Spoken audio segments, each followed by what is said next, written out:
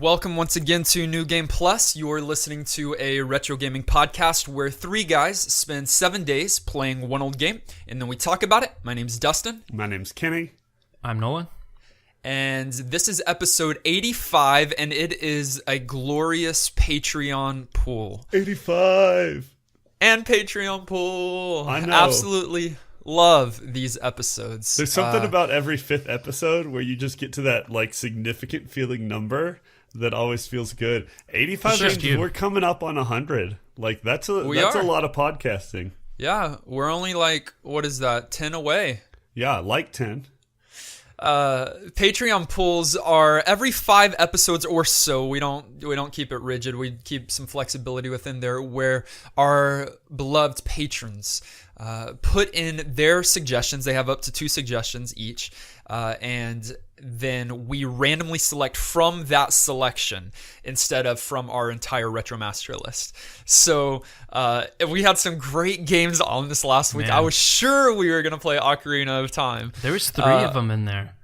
They tripled up, and There's 3 Ocarina? 3, and I had my hopes way too high. I'm glad we didn't. I'm glad we didn't. Well, for a couple reasons, but partly Ocarina of Time is just huge massive amount of content, and it would have been a rough week for that. But we ended up with a little bit of a gem. Yeah, for sure. And so we're going to be talking about this game here in just a little bit. So hold on. But first off, Dustin is back.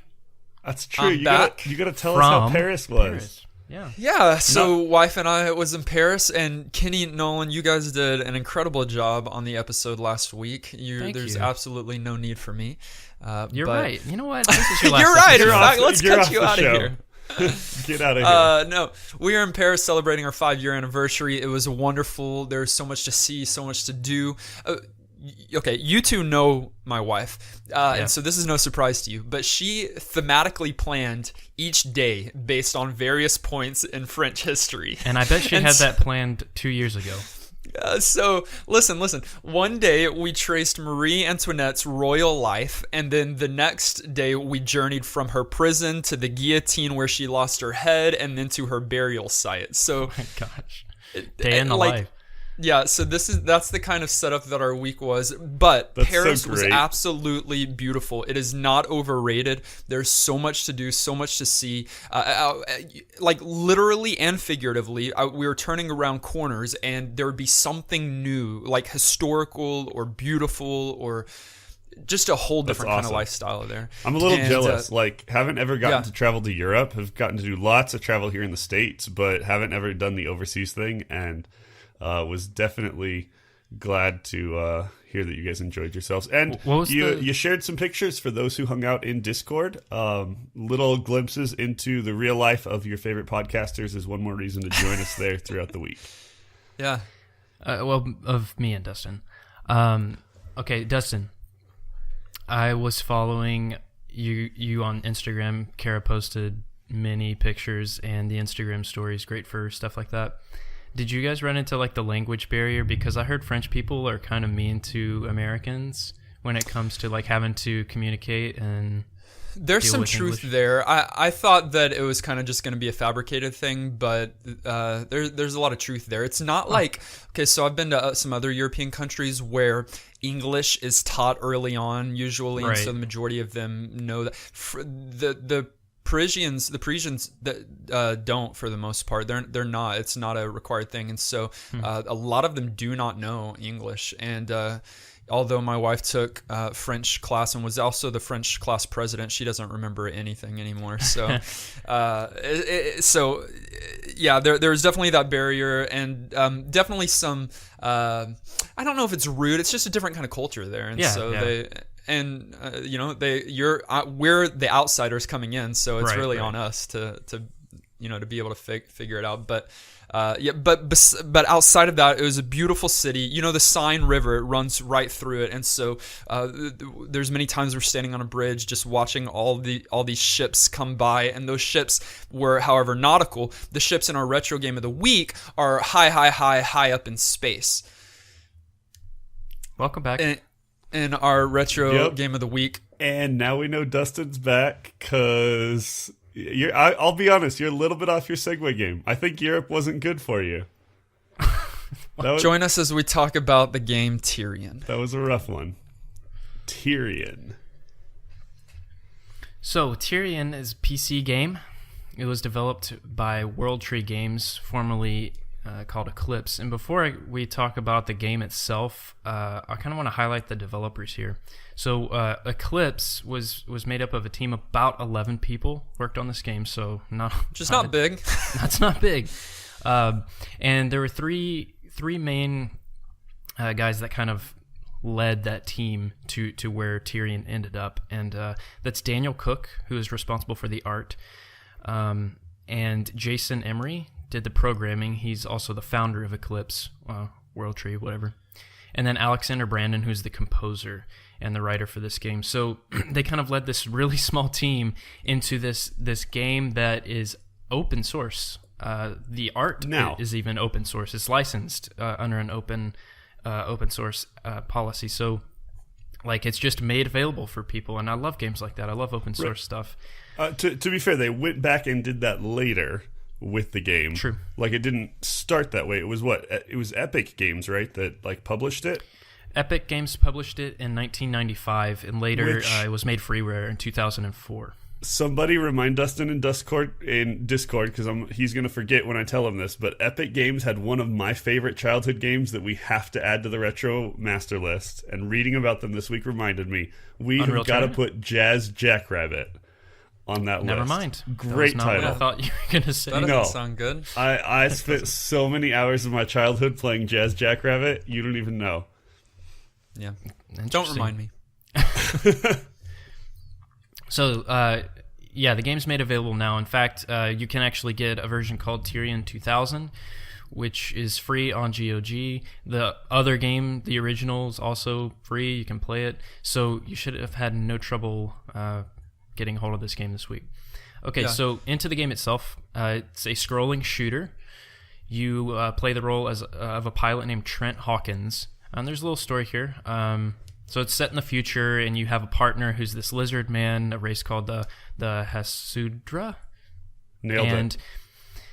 He dies, his partner dies, and there's like this conspiracy. There's this like mineral that's like this precious resource that this evil group doesn't want to get out because it lets them control gravity, and you have to stop them. So you get the ship, and you start shooting baddies.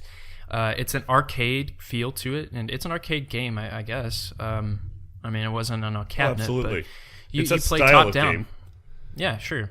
Yeah, it's arcade style. So they've even got arcade mode. So true. Yeah. So you've got the full story mode, which you go through with plot lines, and the gameplay is a little different. And then you have your arcade mode, which is what it sounds like, as if you would just play through levels, try to get high scores. You pick up weapons instead of buying them.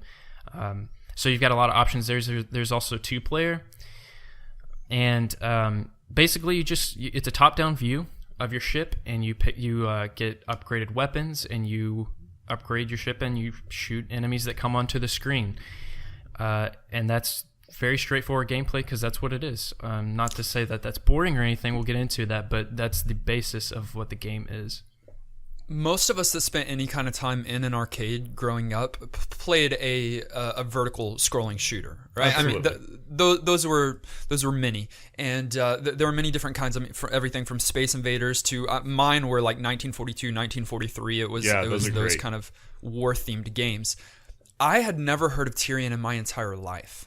Same. No. Well, again, that's the difference between it being an arcade-style game and it being an arcade game. You're not going to go out and see this in a cabinet. It was released, for PC on DOS.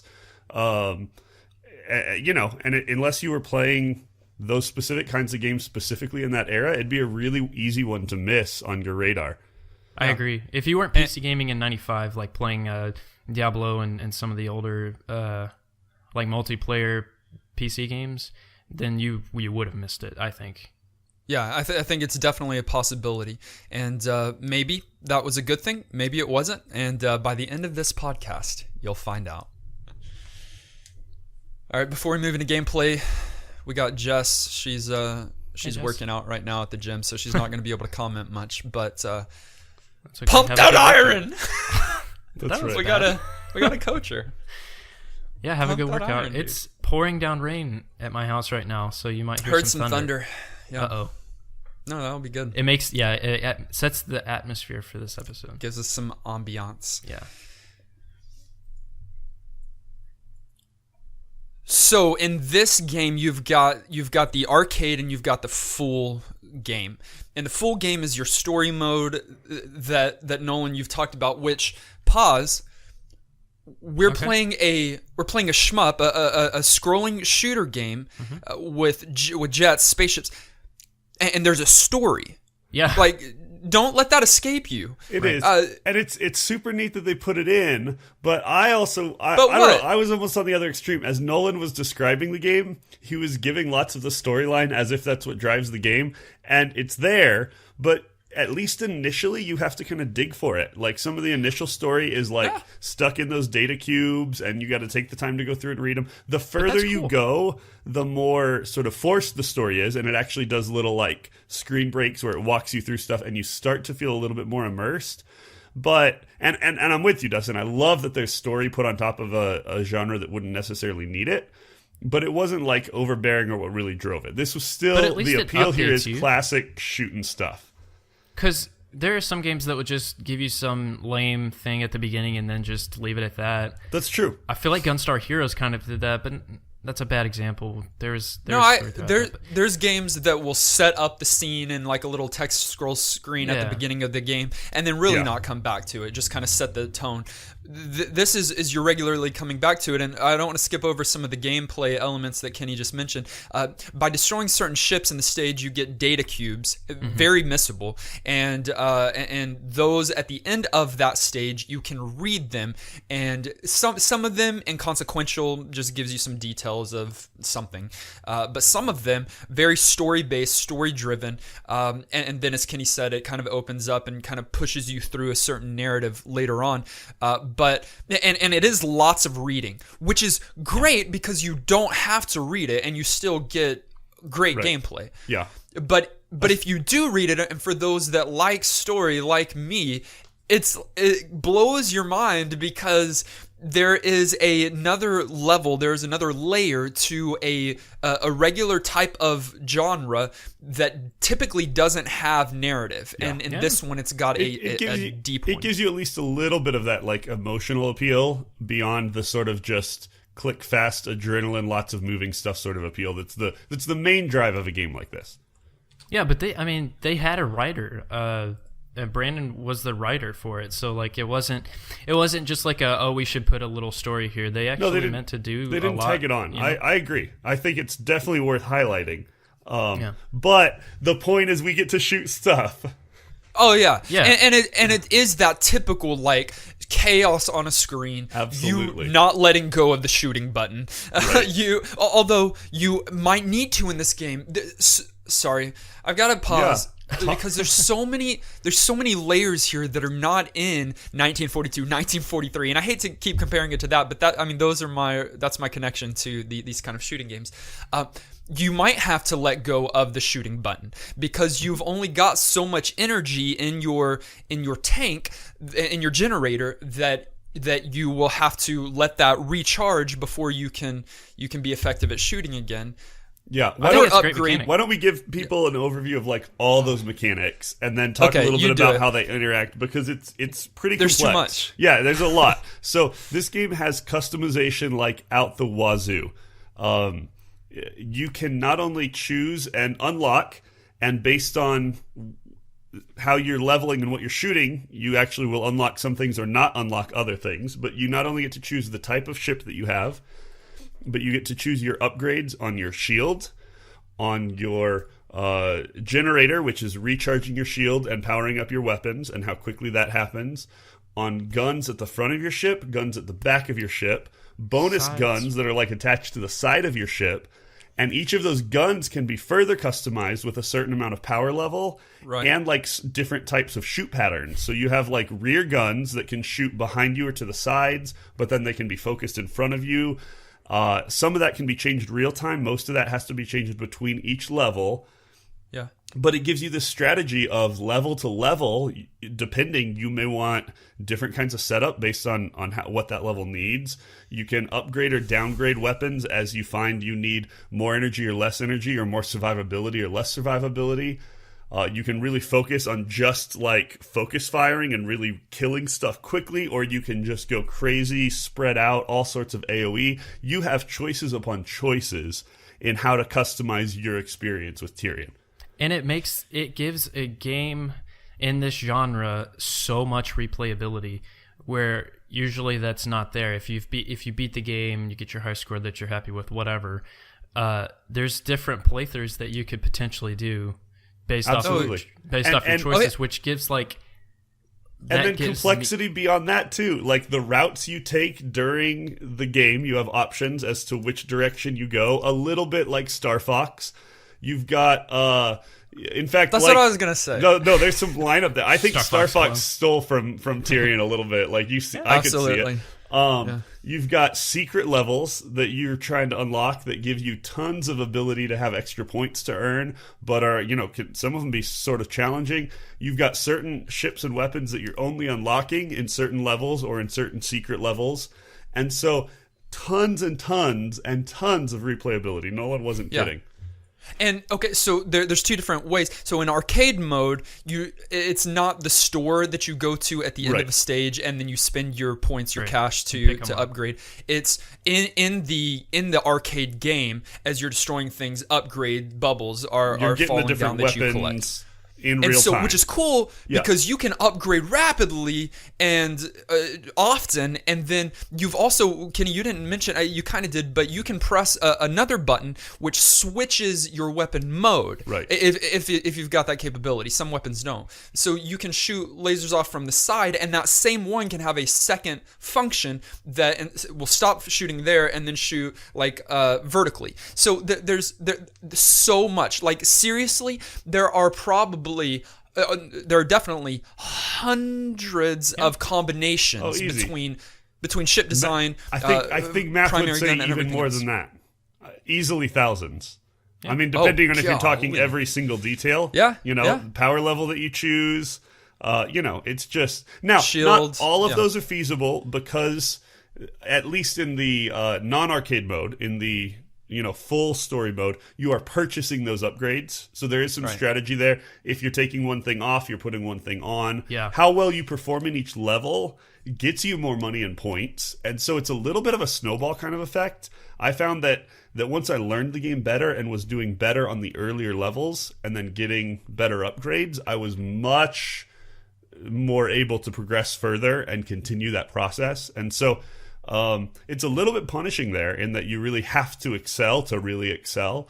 But again, just like layers of complexity in terms of strategy and even just what's fun for you. And you know what I appreciated about the whole upgrade process, at least in story mode? What did you appreciate? You can, when you're in the shop, it will show you the preview of what that upgrade's going to do on your weapons, which was great because otherwise you had no idea. But that's such a nice touch that is really necessary to keep you on pace with what you're wanting to do with your ship. So like, and you want me to tell you what I appreciate? Yes. I appreciate that they don't punish you for trying out different combinations. Right. One of the most beautiful things. I am so conservative in this that I just won't spend money until I get to like this max thing that I'm going for. In this, you've got your money that you don't necessarily lose. You can just spend up to that amount, and then when you change upgrades, then it reduces back to you get your money back for like selling something or taking something off. And so there's no punishment. Right. So as you're getting money, you're unlocking your sort of overall potential, but any kind of mix within that potential, you can change and customize between each level, between how you're feeling on a whim. There's some exceptions there, some bonus levels you're like locked into however your ship was at the end of a level prior and whatever else. But generally speaking, you've just got tons and tons of freedom. Here's one other thing that I loved. That you don't die in one hit.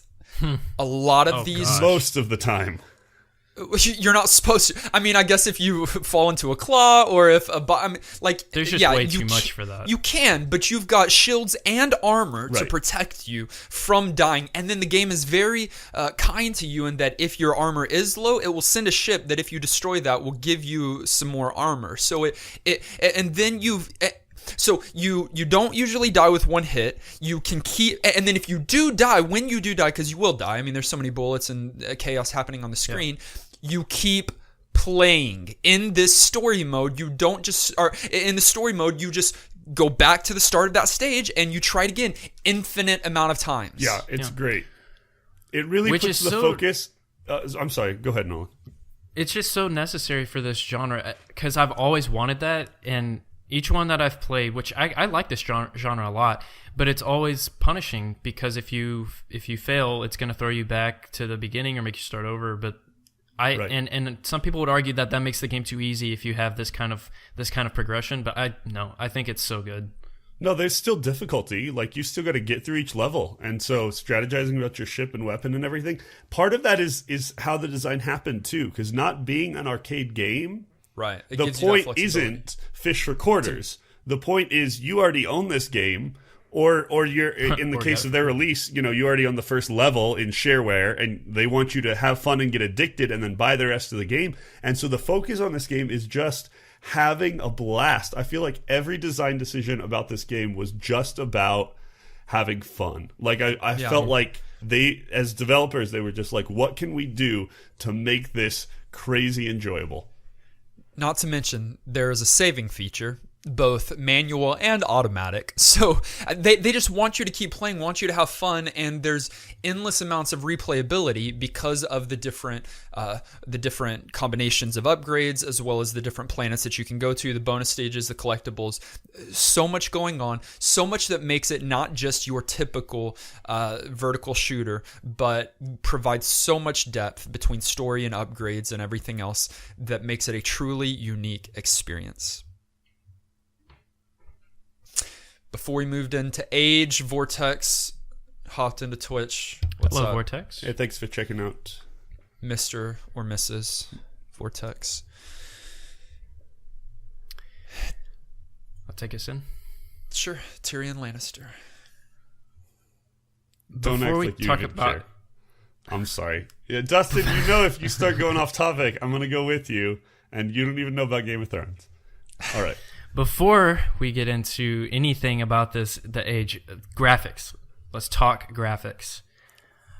They are impeccable. They are so good. They're some of the best graphics I've ever seen in any genre. Beautiful. The artwork is bright. The artwork is consistent. And the artwork is just overall fun to look at. And it's layered. Like, there's depth to it. Like, you've got, like, the ground, and if you're in space, you have like ships that you're going over, like giant motherships, and then like another level of like pipes, and then your clouds and platforms. Yeah, absolutely. It does help that we're playing re-released later versions that gave you some functionality in terms of upscaling to a more palatable size and interface, but the look of the game still, I completely agree, is absolutely beautiful. And I'm with you guys. The thing that totally stuck out for me, and I think this is actually the stuff, if my reading online was correct, that they were developing initially that sort of birthed the rest of the game, and that was that multi-layered movement in space. Sometimes you'll get that and have like one or two layers, but in this case, you had like 3 or 4 layers of stuff moving, and backgrounds and foreground, and all moving at different paces, and it, for the time, gave a pretty stinking good faux, interaction with the space you were in, and not just like a typical backdrop, like a video game backdrop, like details, like just pixel art.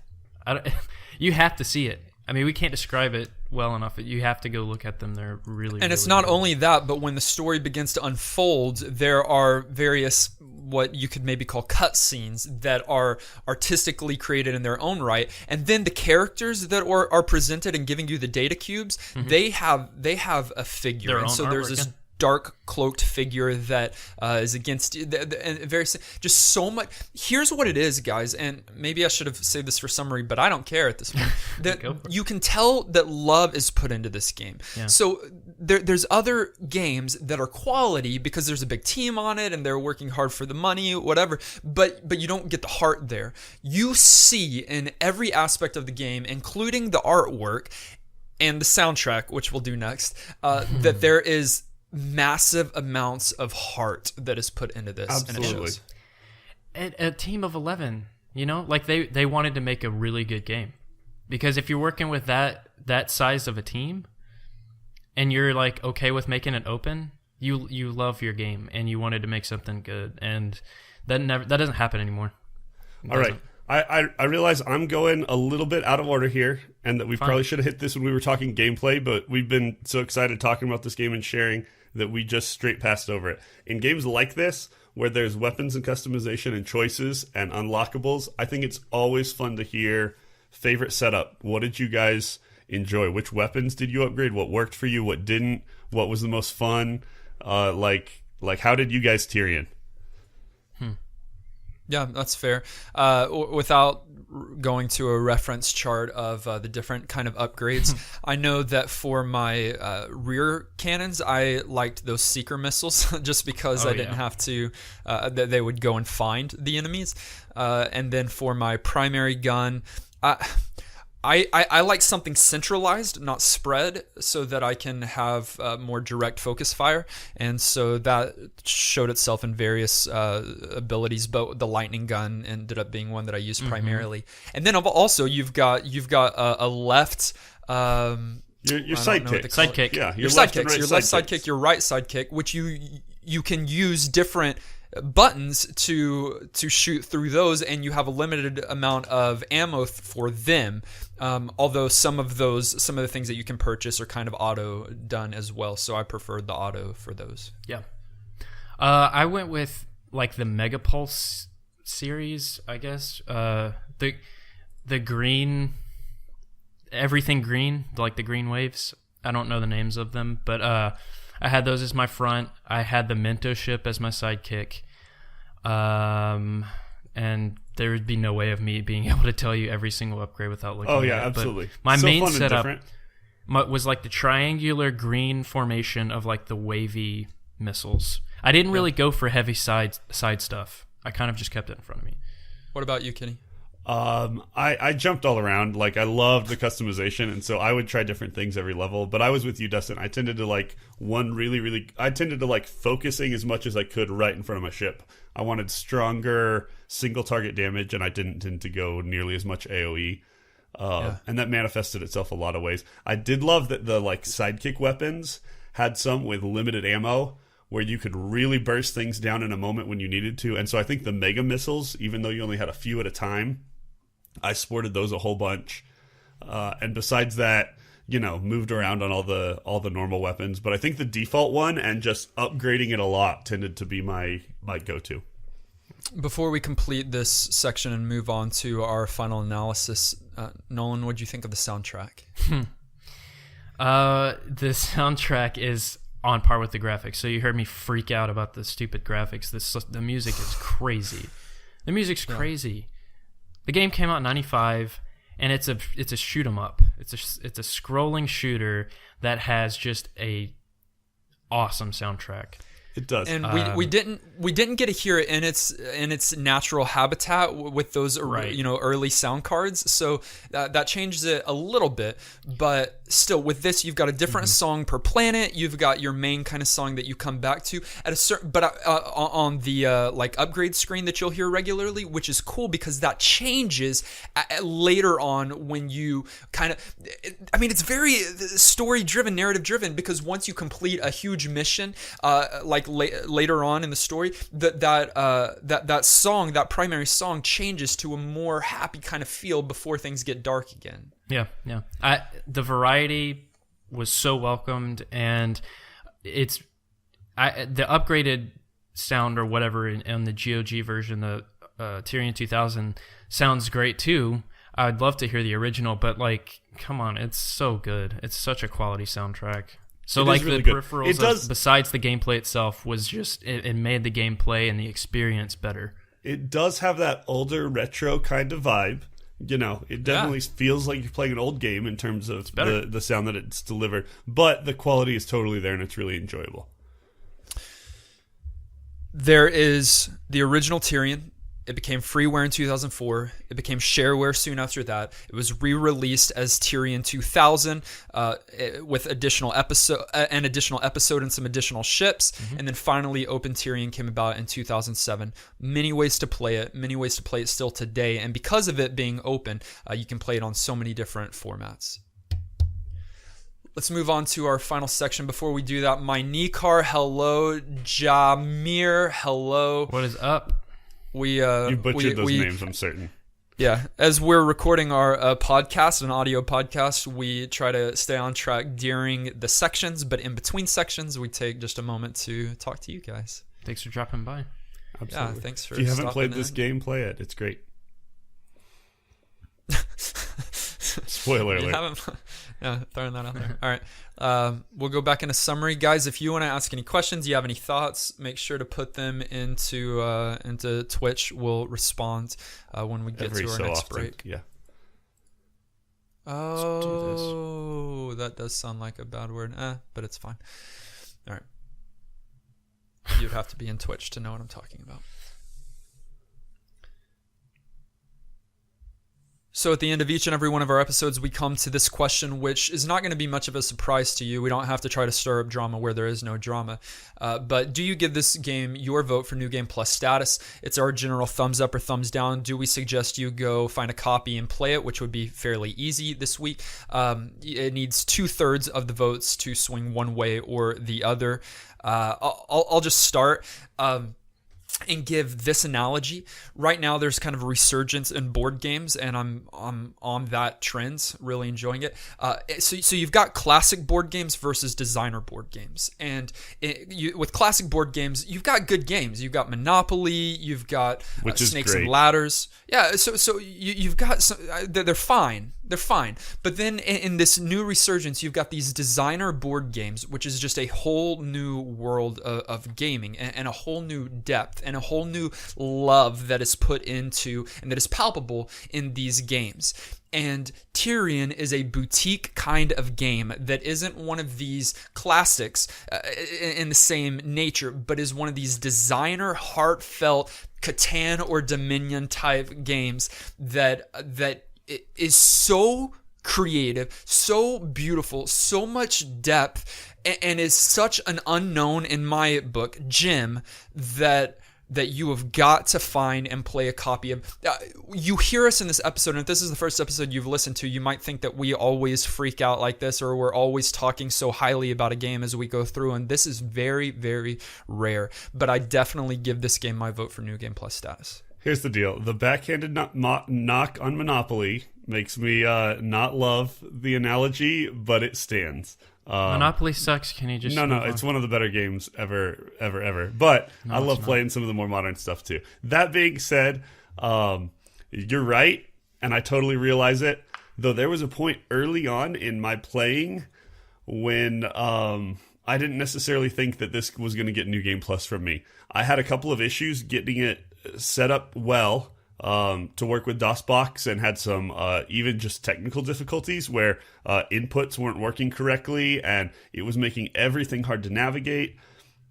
The first couple of levels, before I really figured out the whole upgrade system, I was struggling to even beat levels and get used to the interface, and it felt too difficult and not a lot of fun. But once I got past those, once I straightened things out technically and started to really figure out how gameplay was and get a good playthrough rolling and get upgrades going and all of those things, this game became just an absolute blast. It's one of those games that the more I played it, the more fun I had. The story moves on, the weapons get cooler and bigger, the challenges continue to be a little bit unique, you're seeing more bonus content, and you're getting more into the music, and the more you play it, the more you love it, and that's a huge sign of a good game for me. And so New Game Plus status for me as well. Nolan, wrap it up. Yeah. I love disagreeing with Kenny, but I can't in this case. We didn't even talk about the bosses. There's boss fights in this game at the end of some stages, and they're hard, or at least they were for me. But they've got patterns. You can learn them in classic gaming format. You try again until you get it, and they're fun bosses, and they're well designed. Again, the graphics enhance each boss, gives them a unique feel. They have different guns, different patterns. That added another layer onto this game that impressed me, so I give it a game plus. Everything you guys said, easy. Yeah. So Tyrian gets our thumbs up. It's very easy to play. I didn't even run through DOSBox. With Open Tyrian, you've got a download and run the executable, and you're in the game. So find a copy, play it this week. You will not regret it. We did receive some emails and commentary from our viewers this week. A lot of our friends, our patrons, sent in their thoughts because this is just a game we've been talking about, and it is a Patreon pool after all. Cool. So ladies first, Jessica wrote in and she said, since I put in this week's game in the Patreon pool, I figured I better write in. I was pretty surprised when it got picked. I didn't know anything about the game, but I wish I had known about it in 95. So just pause. Some of our patrons this week, you remember they opened up one of their submissions. They had two submissions. Yep. One of their submissions to people that weren't necessarily patrons or not at that level at least. And Jan, I believe, submitted this game correct through Jessica, and it got picked. Love that teamwork. Yeah. So she said she didn't know anything about the game. Wish she had known about it in 95. This is an incredible game. I've always been interested in shmups, but thought them intimidating. A fun personal challenge I set for myself every week is, what is the easiest way for somebody interested in retro gaming to play along, even if they don't have the retro tech, without just resorting to emulation? It turns out, since this game is open source, it is very easy to access. I played on my smartphone all week, and touch controls were easier to use than I anticipated. Ultimately, I think Tyrian deserves more than a week. It's Friday night, and I started playing on Monday and have barely scratched the surface. Definitely new game plus for me. Nice. Yeah, there's some perks of hanging around Discord. Even if you're not a patron, you might get your game picked. Yeah, might get your game picked, and on top of that, almost every single week, the guys are finding the easiest and best way to play the retro game of the week. Yeah. And so they just link it in there. Nolan, you tag it, and I just go to the pin and play it. Yeah, we've got great listeners. It's worth pointing out just how great our listeners are. They went a little bit above and beyond this week, and we had one of our listeners actually go out of his way and get in touch with some of the developers of this game, just because he was interested in their backstory. And so Antonin got to share some of his experiences in talking to one of the initial developers, just kind of something he went and did as he was interested, and shared some of that. And Daniel Cook, I got that name right, came and hung out in the Discord a little bit, the guy that did all the original graphics this week. And so Daniel, if you end up listening to this episode, thanks for hanging out with us and answering some of our questions. And it was a great insight into a great game. Made for a really you mentioned neat week. Antonin. Let's hear from him now. He said, okay, so guys, what a game, right?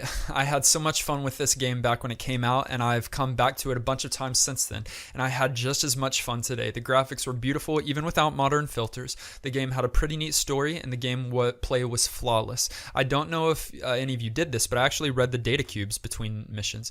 Customizing your ship and using collected points from each level was a great idea too, since I actually had a pretty good incentive to collect points other than bragging rights. I also enjoyed the fact that each shop had different weapons and equipments, so you kind of had to snag an item you wanted right away and possibly down level other items in order to afford them. This was my favorite part. Hope you all loved it as much as I did. I really enjoy when we play DOS games on NGP because of these hidden gems. Also, can we just all appreciate the fact that the artist designer for the game showed up in our Discord, and the fact that I got a hold of the programmer and got him to answer a bunch of questions for us? I love me some ego. Yeah, we already shouted you out, Antonin. No, it's really awesome though, especially with a game this impressive, at least visually. And he points out something that I love too, is that it makes you be good when you're going through the stage. Like you need credits, and so you can't just be like, well, let me just try and get through this level. You gotta work for it. Yeah, good incentive also, to really play hard. There is a game that I played on N64. I think that's the only console it's on. That is this type of game that I loved, and I don't remember the name of it, but please someone tell me the name of it. It's a top-down shooter like this, and it needs to be on the list. We'll find out the name. We'll submit it to our Retro Master list. We also heard from Nathan this week. He emailed us at ngppodcast@gmail.com. Said, shoot 'em ups aren't really my genre, but there were a couple things about Tyrian that I thought were pretty well done. By the standards of the day, the graphics were pretty good. Even though the level design was in principle extremely basic, there was a lot of complexity. Visually, a lot of stuff going on in the levels, both in terms of background, which I think had a couple different layers, and also the platforms and enemies. The things that impressed me most, though, were weapon designs.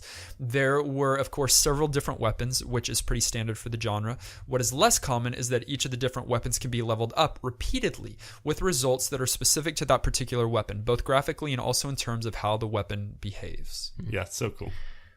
I think that's what's great. Like, you don't have to worry about level design in this genre. That's why visuals are so important. So Daniel delivered and made you feel like you had a level design, you know? There were a few moments, and I think this genre suffers from this in general. There were a few moments in gameplay where I felt like there was too much going on, that I almost wasn't able to react as quickly as I should, and that by the time you have weapons shooting everywhere and stuff is coming at you, it's almost hard to keep track of everything going on. It can be a little bit overwhelming. I think balancing that is hard, and some of the like chaos and fun is part of what makes these great. But sometimes this game did err on the side of just a little too much. But it's a small complaint. That's the genre. Yeah. That's the genre, though. I mean, that happens in each of these. Finally, we got one more email from Jan. He said, hi, guys. I think this week was my lucky week. The game I suggested to Jesse the Jet got picked, Tyrian. And if that wasn't enough, during the week, the designer for this game shows up in Discord. He answered some questions also. Really nice. If you missed it, get on the Discord channel. Shout out. You never know what happens there. I played Tyrian a lot when I was younger, but never got very far. And this week, I didn't get very far either. Still had some great fun. I'm sure you discussed the game in detail, so I'll just tell you what I liked about it most. The music is great. It makes really good use of the Sound Blaster's FM chip. I especially like the by-cell track. Hook up some good speakers and you'll have strong bass and sweeping synths. I like how you can control the game with the mouse. This allows precision movement when bullets come flying toward you from all directions. The graphics are really cool looking. The sound is amazing. Gameplay is amazing. I think this game still holds up very well. So this game would get my vote for New Game Plus. Go get it on GOG as soon as you can. It's free. Can't wait for the next game. Will it be a Zelda game? We can only hope. Probably not. Yeah. There's so few on our Retro Master list that it's probably not going to happen. Whatever. Thank you guys for sending in your thoughts, your commentary this week. And thank you, patrons, for your support. Golly, you guys are not only y'all are just good people. Absolutely. And fun to hang out with and fun to have conversation with. Incredible Absolutely. Community, and glad that it's expanding. We welcomed a few people onto our Discord this week, Absolutely. As well as a new patron, Mike Wheeler became one of our new patrons, and so thank you for your support. Thank you for jumping in and joining the team. Kenny? When we're talking about patrons, it's always worth us taking a moment and shouting out to our. I know you wanted my episode pick hype, but I had to shout out our producers. You just realized that halfway through what you were saying. No. I'm with you. So Zion Bradley, thanks for being producer level supporters. You make this stuff happen. And now that we got all the business out of the way, we're on to finding out. Join us next week. No, stop. We have the most important thing that still has to happen. We got to figure out what game we're playing this week. So our fate is in the hands of the randomizer. And so Dustin, do it up. Let us know what retro game we're playing for the next 7 days. That dramatic thunder was timed perfectly.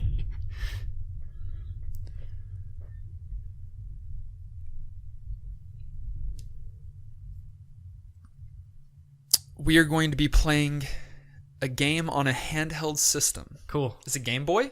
No. Is it... What's other Game Gear systems? No, because that is the one that it's on. It is on Game Gear. Nice. And it came out in 1992. And wait, what? It's a role-playing game? How does that work? Far out. Well, we'll find out this week in our Retro Game of the Week called Defenders of Oasis. Sweet. Cool. Never heard of it before, but excited to try it out. I'll have to find my Game Gear. Pull it out, dust it off. I had a Game Gear. Can I tell you what my dad did? He got rid of all my old consoles when I was a kid. Like in a garage mistake. sale and then tell me. Dad, Huge mistake. screw you. Screw you, Dad. You didn't do anything for me. Hey, so find a copy of Defenders of Oasis and play it with us this week. We'd love to talk about it with you in our Discord, as we've already mentioned multiple times on the show. We could also receive your emails and then include it as a part of our episode next week. Every Monday is when we release a brand new episode, so it's a weekly podcast. Make sure you hop on and find out all that we're doing. You can do that by joining us on social media, Facebook or Twitter, or both, at NGP Podcast. You can listen to us directly on iTunes, SoundCloud, Stitcher, Google Music, or any other podcast provider. Subscribe so that you are the first to get new NGP episodes. Visit patreon.com/NGP podcast, and maybe you can have some submissions for our next Patreon pool when that comes around here in just a few episodes. Join us next week as we play Defenders of Oasis. Until then, I'm still Dustin. I'm going to go back to playing some more Tyrian. I can't wait to play Guardians of the Galaxy. And this has been New Game Plus.